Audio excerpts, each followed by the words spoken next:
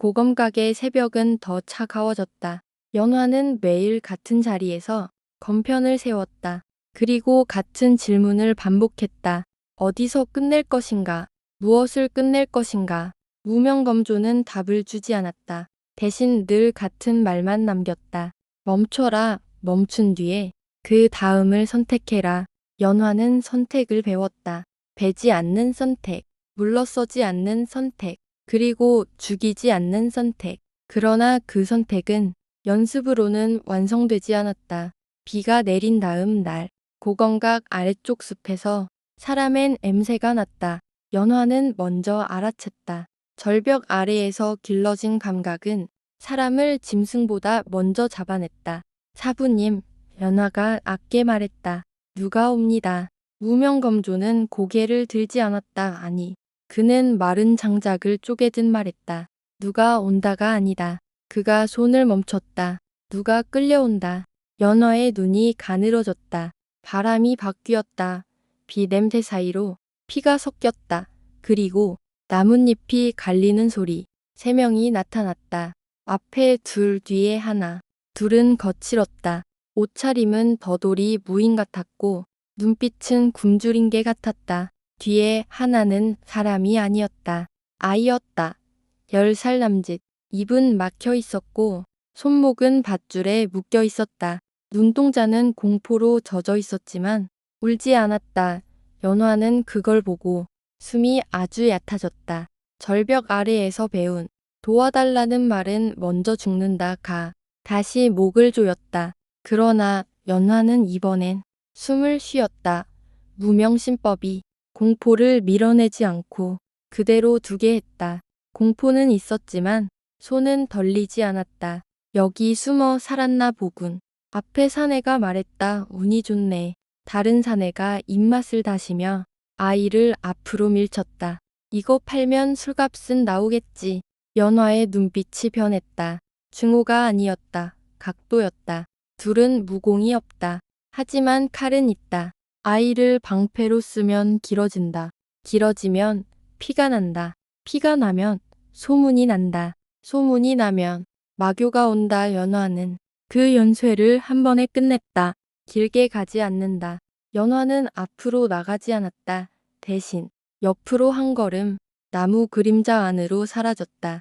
무명보법, 발소리가 없었다. 사내 둘이 고개를 돌리는 순간 연화는 이미 아이의 뒤에 있었다. 손이 번개처럼 움직였다. 베지 않았다. 밧줄의 매듭을 흐름대로 눌러 끊었다. 아이의 손목이 풀렸다. 아이의 눈이 크게 열렸다. 비명을 지르려 했다. 연화는 입을 막지 않았다. 대신 아이의 어깨를 한 번 눌렀다. 숨을 삼키는 각도, 아이의 몸이 소리 없이 가라앉았다. 그 순간 사내 하나가 칼을 빼들었다. 뭐야? 연화는 칼을 보지 않았다. 손목을 봤다. 칼이 내려오려면 손목이 먼저 돌아간다. 연화는 그 손목에 압을 눌렀다. 멈춤. 칼이 내려오지 않았다. 사내의 얼굴이 굳었다. 뭐, 연화는 그 틈에 사내의 무릎 바깥을 발끝으로 쳤다. 각도, 무릎이 꺾였다. 사내는 비명을 지르려 했지만 숨이 먼저 무너졌다. 남은 한 명이 아이를 잡으려 달려들었다. 연화는 달리지 않았다. 한 걸음만 그 사이로 들어갔다. 그리고 사내의 팔꿈치 아래를 가볍게 밀었다. 힘이 아니었다. 흐름이 끊겼다. 사내는 앞으로 넘어졌다. 칼끝이 땅에 박혔다. 연화는 그 칼을 잡지 않았다. 대신 사내의 목 뒤, 경추 아래를 손바닥으로 눌렀다. 멈춤. 사내는 움직이지 못했다. 둘은 쓰러졌고 피는 없었다. 숨만 거칠게 남았다. 연화는 아이를 보았다. 아이는 풀린 손목을 부여잡고 숨을 몰아쉬었다. 살아있었다. 연화는 이상하게도 그 사실이 낯설었다. 살아 있네. 죽이지 않고 끝낸 싸움. 절벽 아래의 자신이라면 생각도 못했을 방식. 연화는 아이에게 말했다. 걷는다. 휘지 마. 아이의 눈이 흔들렸다. 누구? 연화는 대답하지 않았다.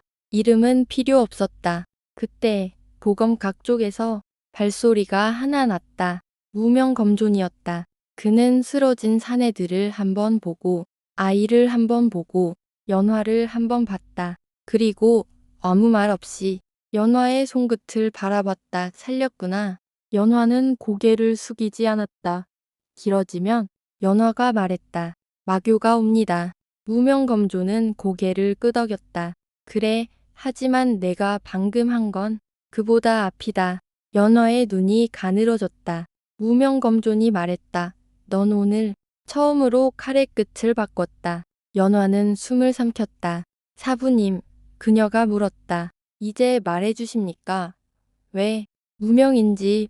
무명검조는 잠시 침묵했다. 그리고 아이의 머리 위에 자신의 외투를 한번 덮어주었다.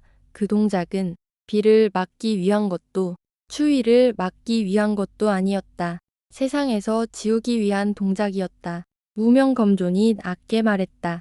두 번째 이유는 연화가 숨을 멈췄다. 무명은 죽이기 위해서가 아니라 그의 눈빛이 아주 잠깐 날카롭게 서늘해졌다. 살리기 위해 존재한다. 연화의 가슴이 한 박자 늦게 내려앉았다.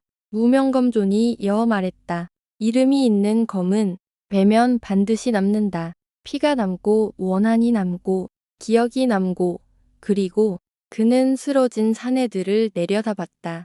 돌아올 이유가 남는다. 연화는 그 말이 무슨 뜻인지 알았다. 살아남은 것들은 돌아온다. 그 말에 다른 얼굴이었다. 무명검조는 연화의 눈을 똑바로 봤다. 무명은 남기지 않는다. 죽여서가 아니라 그는 손끝으로 연화가 방금 눌렀던 멈춤의 자리를 허공에 그렸다. 살려도 칼자국이 남지 않게 하기 위해서다. 연화의 손이 아주 미세하게 떨렸다. 죽이는 건 쉬웠다. 절벽 아래에서 이미 했다. 하지만 살리고도 남기지 않는 건 전혀 다른 길이었다. 무명검존이 마지막으로 말했다. 검이 사람을 살리면 사람은 검을 숭배한다. 숭배는 결국 또 다른 칼이 된다. 그는 돌아섰다. 그러니 무명이다. 검을 남기지 않기 위해 연화는 그 말이 검보다 깊게 박히는 걸 느꼈다.